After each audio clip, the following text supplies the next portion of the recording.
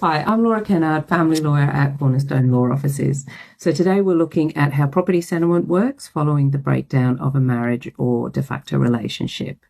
So whilst American sitcoms and movies regularly have us believing that all your assets and property is going to be divided 50-50 following the breakdown of a relationship, that rule does not apply here in Australia.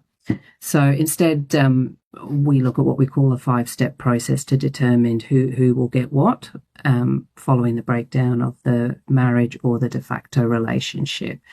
This is what we refer to as property settlement, and we always use this 5-step process. So the first thing we're going to look at is whether it is just and equitable to alter the parties' existing legal and equitable interests. Following that, we're going to determine the net assets for division between the parties. So that is looking at your assets less your liabilities plus financial resources and superannuation. So property will generally refer to any real estate that you have, vehicles, funds in bank accounts, shares, furniture, that kind of thing. Following that, we'll ascertain what financial and non-financial contributions were made by each party at the start of the relationship, during the relationship, and post-separation, and then looking at all the assets acquired and maintained during the relationship.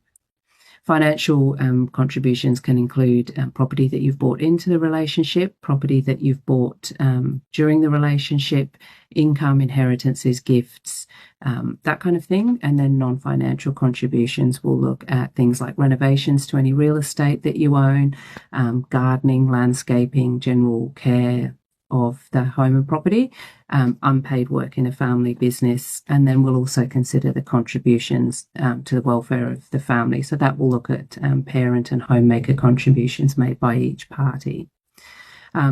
Following all of that, and once we've agreed on the property pool, what we'll look at is the future needs of each party. So that's looking at your age, health, income earning capacity, and whether either party has the care of the children under 18 years.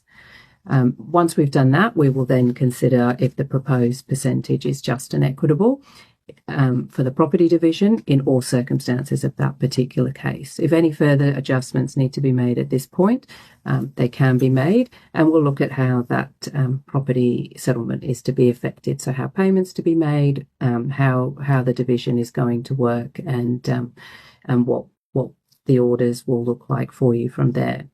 It's good to know that not all property matters go to court. An agreement can be reached by way of consent orders or binding financial agreement between the parties out of court, or the matter can go through the court process. However, the 5-step process will be applied to all property settlement matters in all cases.